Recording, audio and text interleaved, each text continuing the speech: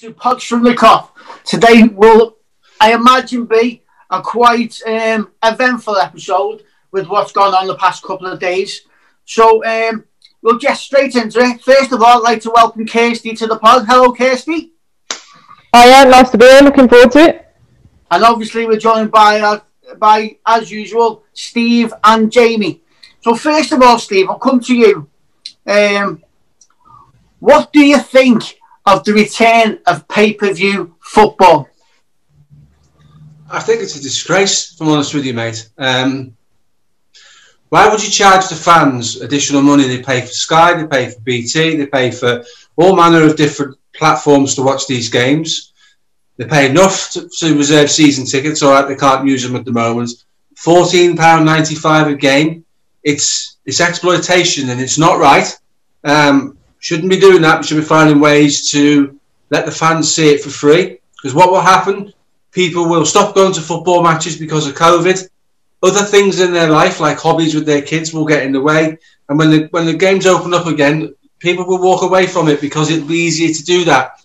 So the clubs need, not so much Liverpool and Man United and all those people who've got 10-year waiting lists, but other clubs will need to keep their fans interested. This shouldn't be chargeable. The Premier League are having a nightmare charging £15 a game. Who's going to pay £15 for Fulham, Sheffield United? You're just not going to do it, are you?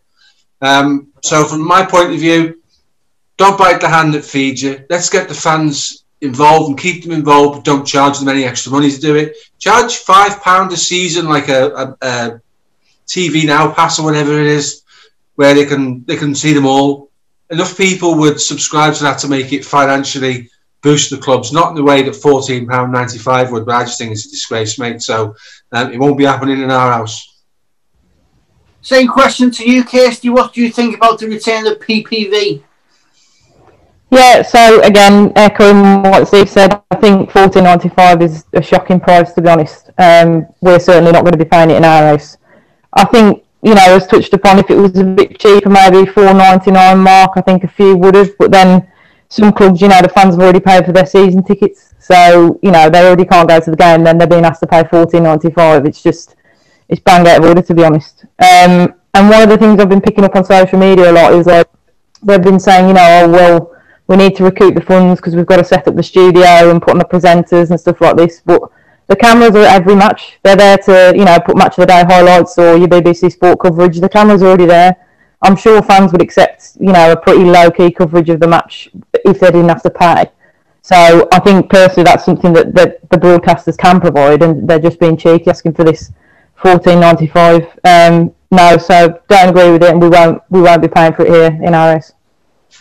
And what's your views on it, Jamie? Did you pay £14.95 for Fulham versus Sheffield United? Absolutely not, mate. Absolutely not. I think it's a disgrace, to be quite honest with you. I think it's another opportunity that the money men are trying to utilise. They're exploiting the fan base. They're aware that everybody's craving the football, missing the football. They're aware that we're all very limited in terms of our lifestyles and what have you. So they're trying to capitalise on that. The guys put it brilliantly, really. There's no justifying it for me. Clubs, I appreciate they want to recoup some of the money. They're hemorrhaging vast sums. I get that. But I feel it unfair that they go immediately to the supporter. Those that are funding them completely as it is. Asking for a little bit more. I think it would be nice to see some clubs operating some sort of cost-saving exercise or cost-cutting exercises. You only have to look at the monies that get paid to agents and what have you.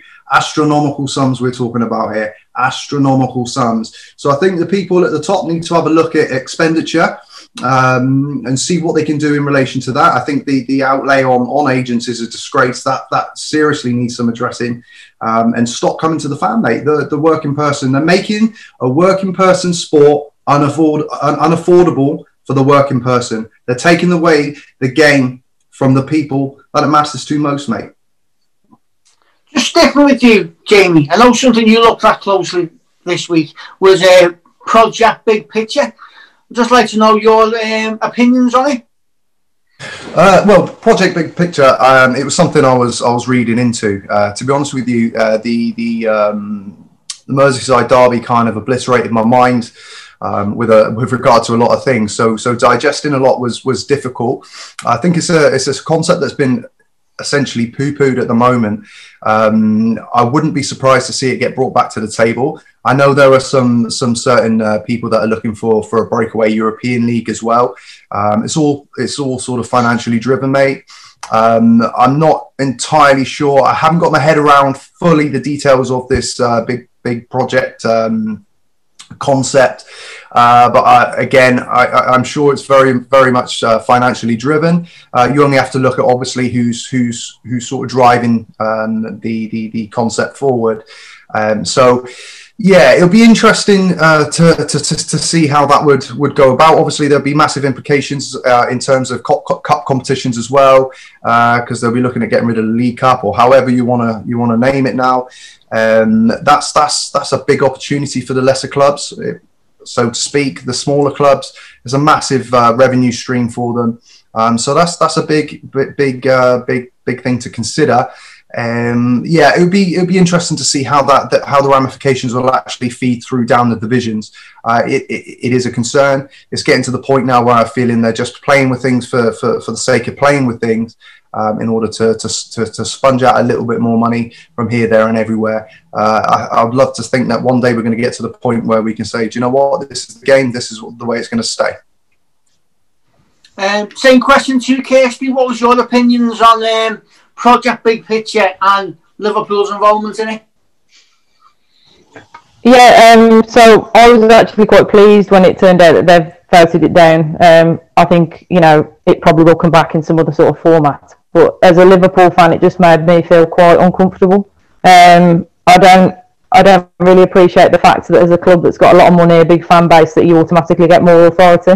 I don't necessarily think that's fair on clubs, your lesser clubs, as it were, to turn the phrase. And then, it was talking about sort of getting rid of the charity shield or the community shield, whatever we're calling it these days. But whilst I probably would have got away with that not being there, I think to get rid of the League Cup is quite harsh. I think it serves our team in a sense that, it gives the youngsters a great opportunity, but also, your smaller clubs, again, I'm saying that phrase, I don't mean it in a bad way, but, your teams there down the league and in other leagues, it's a really good opportunity for them. And I think it would be a real shame to get rid of the League Cup. So, yeah, I was pleased that it got voted down, but I do expect that something similar will rear its head, not too distant into the future, to be fair. And the same question to you, Steve. What do you think of Project Big Picture? I echo the two previous sentiments in the fact that there's some happiness that it was rejected, and I feel that too. Bill Shankly said that maybe 40 years ago, didn't he? They'll be playing with their names on the back of their shirts in the European League in 30 years. It wasn't far away from the truth. I don't want to see Liverpool forming alliances with the Glazers. I don't think that's a sound business move. The two clubs operate their clubs very differently, and I would not particularly be happy to see my club £1 billion in debt. I don't think two clubs and a former Liverpool chairman have got the right to request the power to shift from all 92 clubs as a democracy into a small room with 3 or 4 bodies around it making decisions.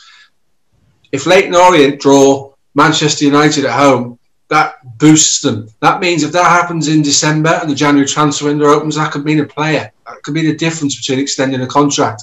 No one has the right to make that decision. Football league's constitution should be and should always remain a democracy where everybody has the right to vote, and it's a majority vote. So for me, mate, I'm quite happy to see that happen. I'm quite happy for it to have been abandoned. It will come again.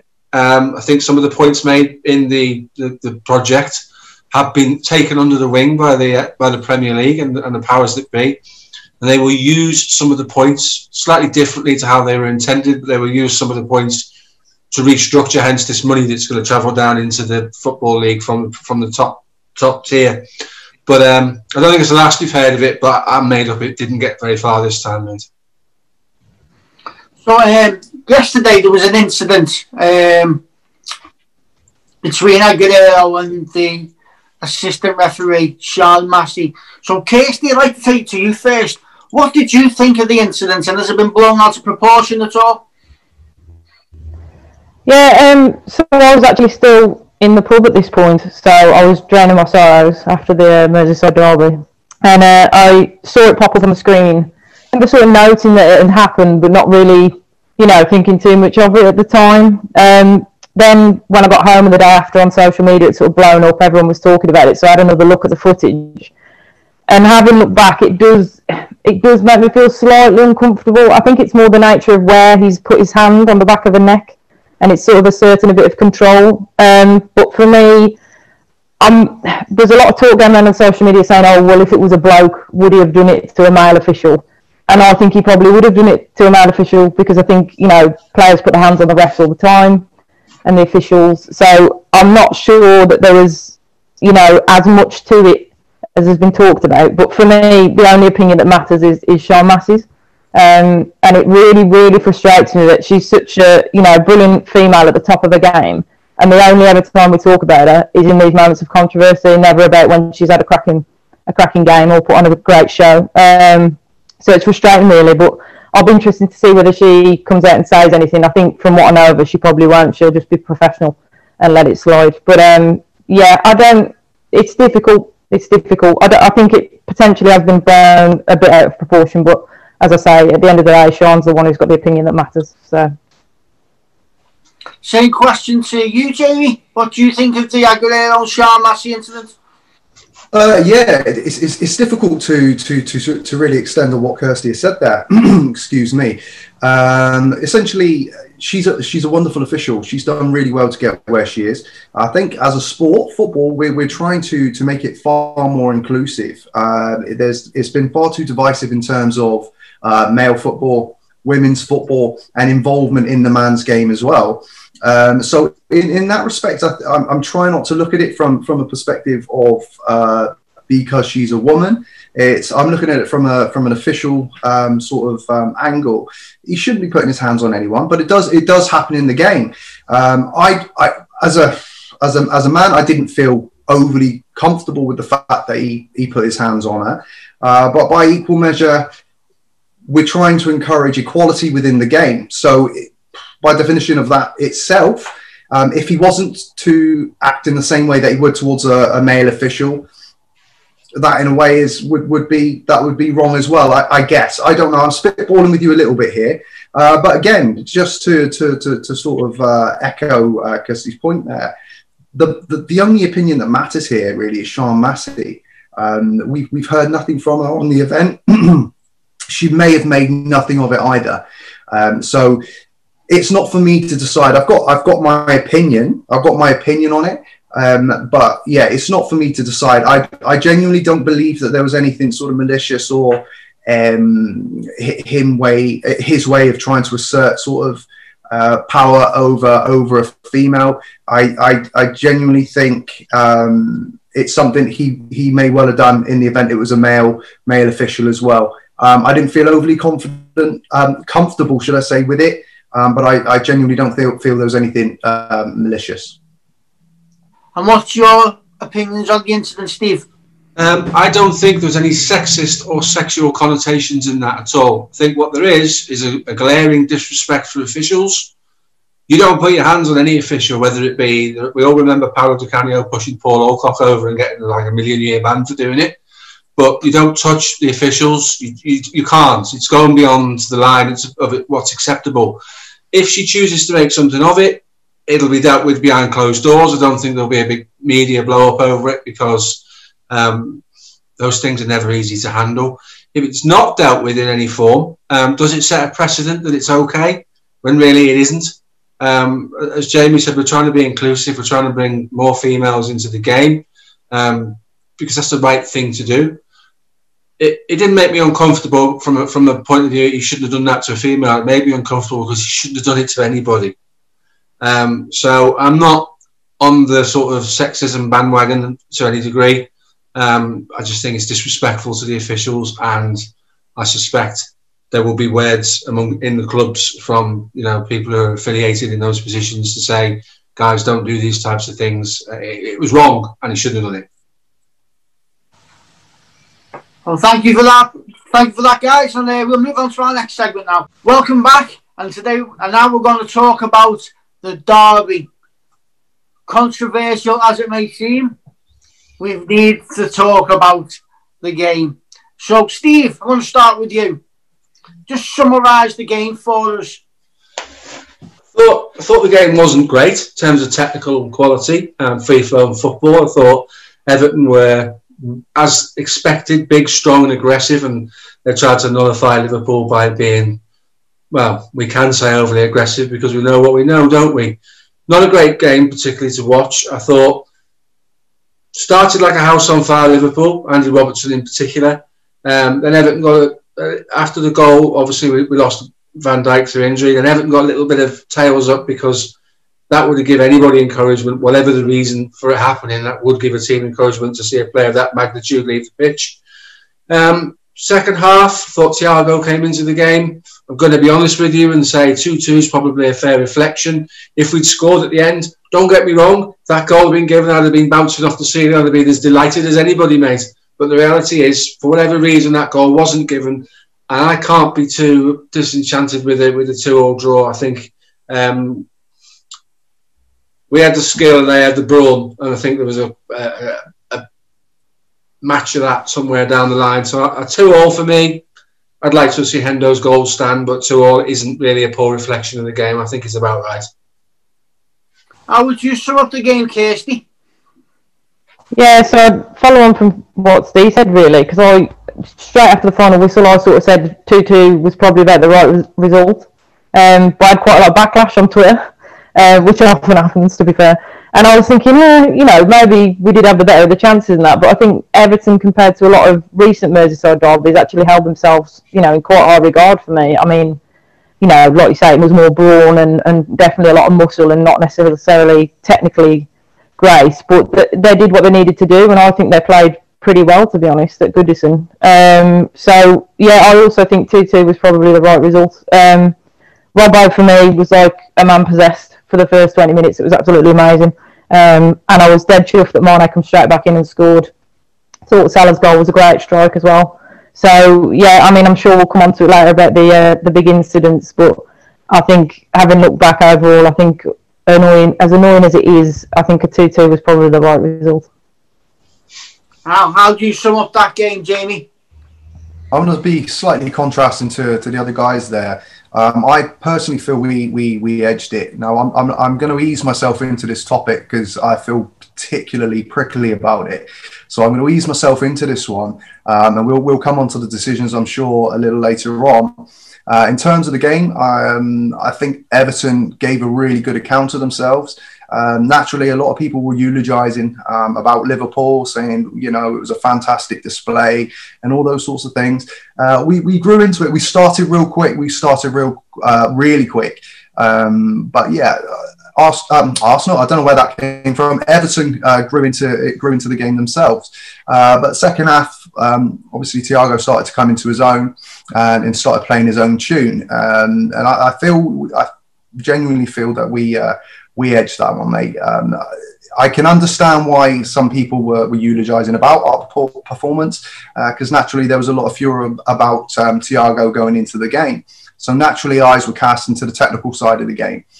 Technically, we were the far superior team. There's no shadow of a doubt in that respect. But whether I should be giving them credit for it, I don't know. But Everton basically matched that with doggedness, and got themselves amongst us and played the prison yard game, mate, to good effect. And they got themselves a point where I feel that they shouldn't have done.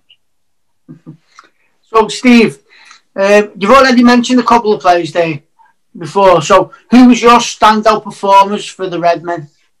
Again, I'll reiterate, I thought Robbo started really well. He was absolutely at it, as the saying goes, and was instrumental in the opening goal. The interesting one for me, and I'm going to cut straight to it because I think it warrants the coverage, to be fair. I thought the first 15 minutes, 20 minutes of the game, Thiago was a spectator. the pace and the freneticism of the game passed him by. He won't have played in a game in Germany in recent years with that played at that much pace. It just doesn't happen. I doubt he'd play in a game in Barcelona and Spain with the same pace. Spanish football's slow build-up and an incisive finish to a slow build-up. He was a bit of a passenger for the first 15, 20 minutes. What really pleases me about Thiago, and is something that as Liverpool fans I feel we should all be delighted about, some players on the pitch can solve problems themselves, and that shows a footballing intelligence. And for me, he figured out how to adjust and adapt and change his game to get a stranglehold in the midfield. His positional sense, his passing, his awareness, his wanting the ball in the positions where he can use it. So he's asking for the ball where he feels he can use it, rather than being thrown the proverbial hot potato and you don't want it when you're being closed down. So I was really pleased to see his adaptability. It absolutely confirms the guy's got a total and complete footballing brain. Very much like Xabi Alonso had. Very quick, very able to adapt. And I think we're going to see some real top-notch performances from Thiago. So given that it was his first derby, and given that the first 20 minutes he was caught in a whirlwind, I'm going to give him, for the last 70 minutes or so, for me, he would be man of the match, because I just thought his adaptability and his game change was amazing. So Thiago was probably the pick of the bunch for me. Standout performance for you, Kirsty? Yeah, I would go with Thiago. If I had to pick man of the match, I'd be saying Thiago as well. But one player that stood out for me was Jordan Henderson. I think, he's one of those players, not so much nowadays, but certainly previously, that people would not realise how much he brings to the side until we miss him and he's not there. And I think in a Merseyside derby, he just, for me, brought so much balance, a calm head in quite a tough game. There was a lot of situations going on where people could have kicked off, got themselves sent off. Some of his passing was wonderful as always, and I just think it's brilliant to have him as captain in the midfield, and I thought he had a really good game. But yeah, if I was being pushed for man of the match, I would also have gone with Thiago. I'm really, really excited to see what he's going to bring to Anfield over the next few months. I thought he did really, really well to be chucked in at the deep end in a game like that, and then to come out, like Steve said, the other side, having started quite, a bit of an iffy performance to start with, he turned it around completely. It was absolutely amazing. Really, really excited to see what he's going to do, and I'm hoping and praying that this scan comes off to be not as bad. So. Jamie, stand-up performances for you? Yeah, there were a few good performances. As we say, Robbo started fantastically well. Again, I echo the sentiment of Kirsty there. I thought Henderson, he brought that balance, he brought that leadership again, and to a degree, he was a bit of a tempo setter. But overall, I'm going with the trend here. It was Thiago for me. Again, it was a difficult start in terms of sort of getting himself accustomed to the pace of the game.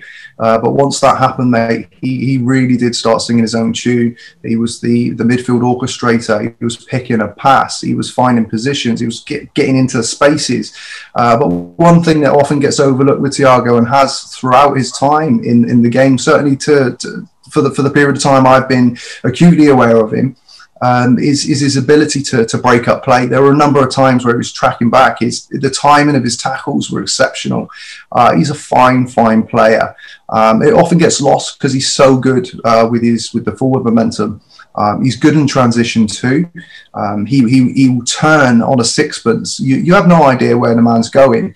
The same thing with his passing as well. I mean, he proved that with the ball to Sadio Mane. The way he shapes, you have no idea where the ball's going. He's a genius. He's an absolute genius, and he's only going to get better. He's seamlessly slotted into the side, not only in terms of his quality and ability on the pitch, but clearly he's fitting in very well in terms of the squad as well. I think he'll be a massive addition to this squad moving forward. So let's get to the tough questions now. So, Steve, what was your view on the Pickford and Van Dijk incident, first off, and then lead into the offside incident as well? Just give us your view on the things that went wrong in the match. That's a straight red card. He doesn't need to make that challenge. Jordan Pickford is rash. He did a similar challenge on Dele Alli within the last 18 months. Quite one of the rash decisions he makes often lead to goals against for Everton. They know it and we know it. That's in the makeup of the man. If you're a goalkeeper and you feel you need to protect your front post, you don't leap at a player who's not prepared for you to make that challenge and make contact in the way that he did. If I did that in the street, I'd fully expect to be arrested and sent to prison. You put your hand on the post. That's what all goalkeepers are taught. You put your hand on the post, you make sure that the ball can't pass you in the post, and then you trust your defence to do the rest. You don't go and do what he did to Van Dijk. We now know it's the worst possible news we could have had. It's a grade 4 ACL injury, which is a tear, which basically means 6 to 8 months out, probably. Modern science being what it is, he might come back a little bit quicker. But you have to keep in mind that at the size of the man and the build of the man and the physical prowess of the man, there's going to be a lot of strain on his body, certainly in that area, forever and a day from now on. He may not come back as the player he was. He may lose something from his game. Psychologically, I doubt it because he's a mentality monster. But there might be some limitations in the way that his body moves after that. Now that they've come out and said they're not even going to review Pickford's challenge because it wasn't missed by the VAR official or the referee, that makes the whole situation even worse. That's like pretending it didn't happen when clearly it did.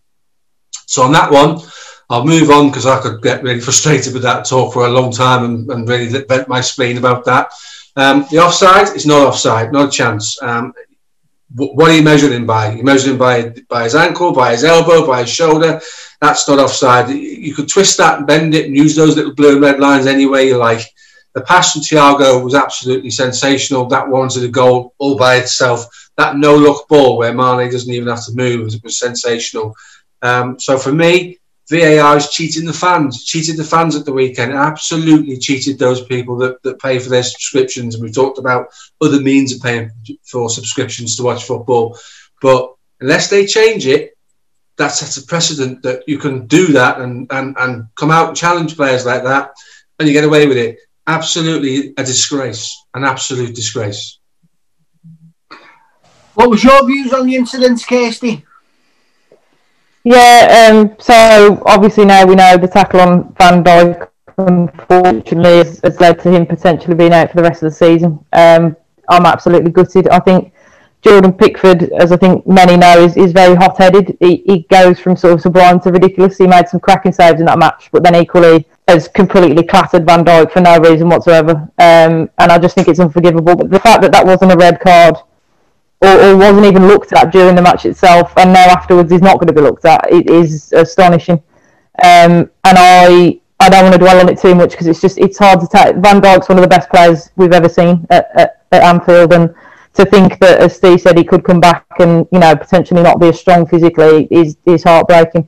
So I'm just wishing him all the best, and then we've got to get beyond the lads, Matip and Gomez, I think, in these next few matches. Going on to the offside. I never wanted VAR in the first place. I was very much, against it coming into the game. But I thought, well, it's here now. Let's give it the benefit of the doubt. But it's just ridiculous. I mean, the offside rule was created to make sure that an attacker doesn't gain an advantage. Now, for me, if you're a millimetre offside or a hair offside on your arm, is that an advantage? I don't believe it is. You're not gaining anything from being in that situation. For me, it wasn't offside. So I know there's been talk about the daylight rule. Potentially to make things a bit more clear when they're making these decisions, but I'm sick of it. I'm sick of VAR. Get shot of it. Can't be doing with it. Absolutely horrendous. 3 minutes. And 3 minutes. And your views on it, Jamie? How did you see them incidents? Well, shocking, absolute disgrace. The tackle by Pickford, if we can call it that, was absolutely shocking. Whether the game was active or not, he endangered a player and has subsequently written off a season potentially now for arguably the finest centre back in Europe or the world. So absolute shocker there. For him to be getting away with that with no retrospective action is I can't get my head around that at all. And in terms of the offside, mate, simple for me. Bring back the daylight rule. If we're having to draw lines to rule out a goal, then let it stand. It's ridiculous. They're looking for reasons to rule out goals. Unnecessary. Get it in the bin. You're just causing further confusion with the game. You're sucking the soul out of it. Get rid of it. I'd rather have human error, mate, than have an additional numpty in a box somewhere, still getting it wrong with a computer. We need some accountability for the decisions. So, yeah, get it in the bin, mate. Oh, well, I think we'll end there. I think you've answered it perfectly on VAR, Jamie. So, just before we go, all three of you are very active on social media. So, Jamie, would you like to give us your Twitter handle for people who might want to follow you? Yeah, of course. It's JamieB_AE. And the same to Kirsty, what is your Twitter handle? Yeah, so mine's LFC Kirsty LFC. And Steve, what is your Twitter handle? @StevePlug. Nice and simple. Well, thanks for joining us today. If you've liked what you've listened to, pop on over to Apple Podcasts, drop us a 5-star review, and probably a 5-star rating, and then drop us a 5-star review. Thanks very much, everyone. Cheers, guys. Thanks.